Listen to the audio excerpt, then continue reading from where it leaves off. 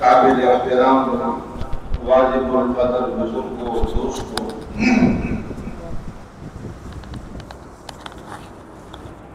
میں بیان نہیں کروں گا۔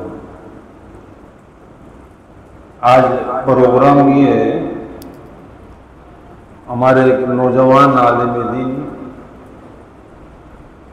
ختم قرآن کے موضوع پر مختصر بیان کریں گے، لیکن بیان سے پہلے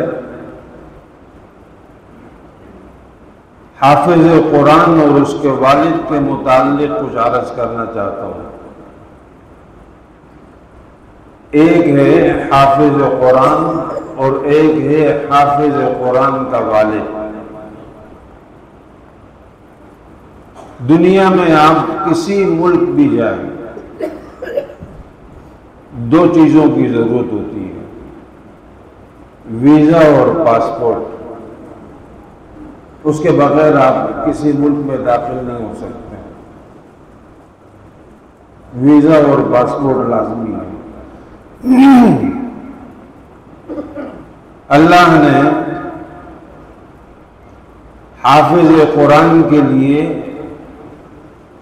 جنت میں انٹری فری کر دی ہے، بغیر ویزا بغیر پاسپورٹ، ڈائریکٹ جنت میں۔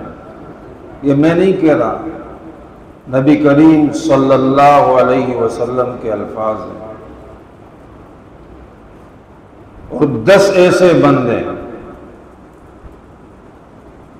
10 ایسے لوگ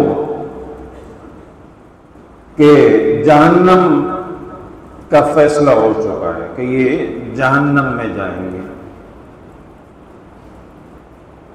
چاہے وہ خاندان کے ہو، حلقہ احباب میں سے ہو، دوستوں میں سے ہو، رشتے جو بھی ہو۔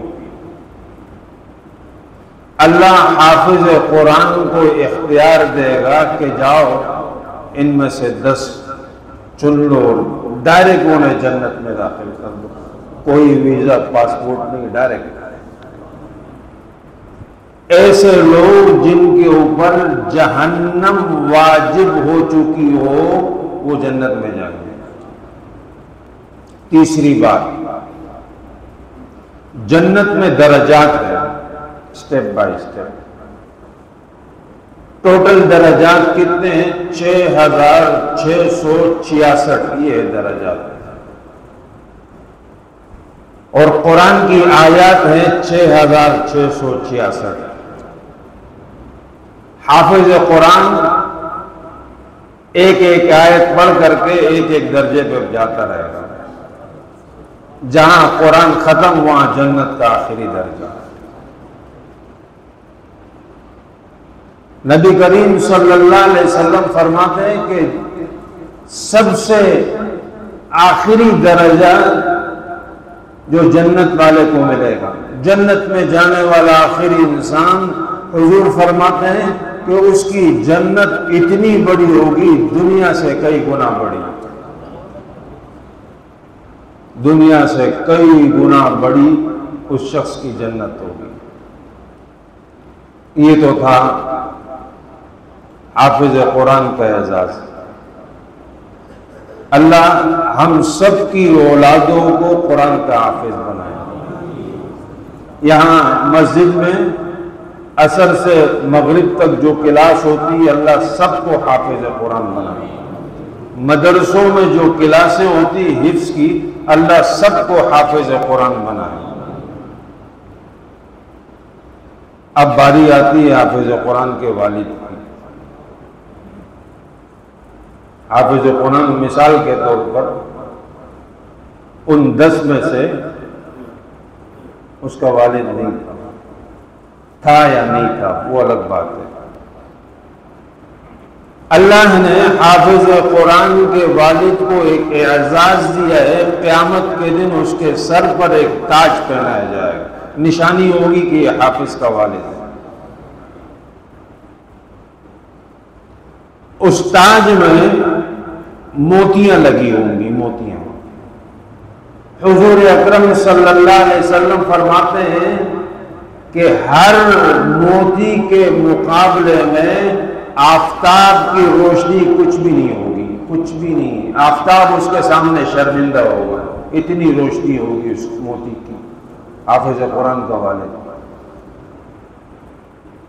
آپ نے نام سنا ہوگا، عالمگیر، اورنگزیب عالمگیر، مغلیہ بادشاہ تھا۔ اور آج جب بھی کوئی عالم عالمگیر کا نام لیتا ہے تو ساتھ میں کہتا ہے عالمگیر رحمت اللہ علیہ۔ کیوں کہتے ہیں؟ کسی بادشاہ کو رحمت اللہ علیہ نہیں کہتے ہیں، عالمگیر کو کیوں کہتے ہیں؟ اس کی وجہ ہے، اس کی وجہ کیا ہے؟ اسے 12,000 احادیث سند کے ساتھ یاد تھی، 12,000 احادیث سند کے ساتھ یاد تھی عالمگیر کو۔ پورے ملک کے بڑے بڑے علماء کو ساتھ بٹھا کر کے فتاوی عالمگیریہ لکھا۔ دنیا میں کوئی ایسا اسلامی کتب خانہ نہیں جس میں فتاوی عالمگیریہ نہ ہو۔ باپ ناراض ہو گیا، عالمگیر کا باپ اس سے ناراض ہو گیا، باتیں نہیں کر رہا، سامنے بیٹھ نہیں رہا، سلام کا جواب نہیں دے رہا۔ باپ کون ہے؟ شاہ جہان۔ عالمگیر کا باپ شاہ جہان عالمگیر سے ناراض ہے، بات نہیں کرتا۔ بیٹا بادشاہ ہے، باپ اس کے ساتھ بات نہیں کر رہا۔ بڑی کوششیں کی، بڑے وفود بھیجے، معافی نامے بھیجے، بات نہیں کر رہی۔ اس نے کہا چلو ایک کام کرتا ہوں، میں اپنے بیٹے کو حافظ بناتا ہوں، اور جب بیٹا حافظ بن جائے گا پھر ان کی خدمت میں بندے بھیجوں گا، یہ بیٹا حافظ بن گیا ہے، پوتا تمہارا، اب تو اپنے بیٹے کو معاف کر دو۔ کتنا عرصہ لگا ہوگا؟ عالمگیر کا بیٹا قرآن کا حافظ بنا، ایک وفد باپ کے پاس بھیجا کہ تمہارا پوتا حافظ ہو گیا۔ اچھا اچھا ہوا، اچھا ہوا۔ یہ بھی اس نے اپنے لیے کیا ہے، اپنے لیے کی ہے، کیونکہ قیامت کے دن تاج تو اس کو پہنایا جائے گا۔ مجھے خوشی تب ہوتی اور میں اس کو معاف تب کرتا جب یہ خود حافظ بن جاتا، تاج مجھے پہنایا جاتا۔ وفد آیا بادشاہ کے پاس کہ ابا حضور یہ کہہ رہے ہیں۔ اچھا، تو اس کا مطلب یہ اگر میں حافظ بن جاؤں تو ابا مجھے معاف کر دیں گے۔ اسی دن سے قرآن کی حفظ شروع کر دیا، حفظ شروع کر دی۔ تھوڑے سے عرصے میں عالمگیر قرآن کا حافظ بن گیا۔ وفد بھیجا کہ تمہارا بیٹا عالمگیر قرآن کا حافظ ہوا، حفظ کر دیا۔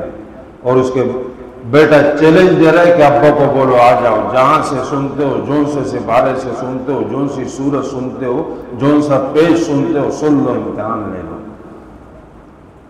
کہتے ہیں کہ شاہ جہان ٹیک لگایا ہوا تھا، جب بیٹے کے حفظ کا پتہ چلا فوراً خوشی سے اچھل کر کے کھڑا ہو گیا۔ اچھا، میرا بیٹا حافظ ہو گیا، اس کا مطلب یہ ہے کہ میری آخرت تو پکی، میری نجات تو پکی، میرا تاج تو پکا، میں نے معاف کر دیا، بلاؤ اسے اور میں اسے سینے سے لگاتا ہوں۔ دنیا سب رہ جائے گا، سب رہ جائے گا، گھر، مال و دولت سب کچھ رہ جائے گا۔ خدا اللہ نے اولاد دی ہے، ایک کو قرآن کا حافظ بنائے، ایک کو وقف کر دے دین کے لیے۔ یہ مغرب کا پروپیگنڈا ہے، حافظ بن گیا کوئی نوکری نہیں دے گا، کہاں سے کھائے گا؟ جتنا اللہ ان کو کھلاتا ہے کسی اور کو اتنا نہیں کھلاتا ہے۔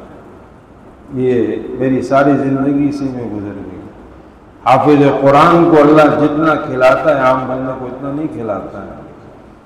حافظ قرآن کے سینے میں اللہ کا کلام ہوتا ہے، قبر کی مٹی اس کے وجود کو نہیں کھا سکتی ہے۔ 100 سال کے بعد بھی اس کی قبر کھود کر کے دیکھیں، جیسے کل دفنایا تھا اسی طرح پڑ گئے۔ یہ قرآن کا معجزہ، قرآن کا اعجاز ہے۔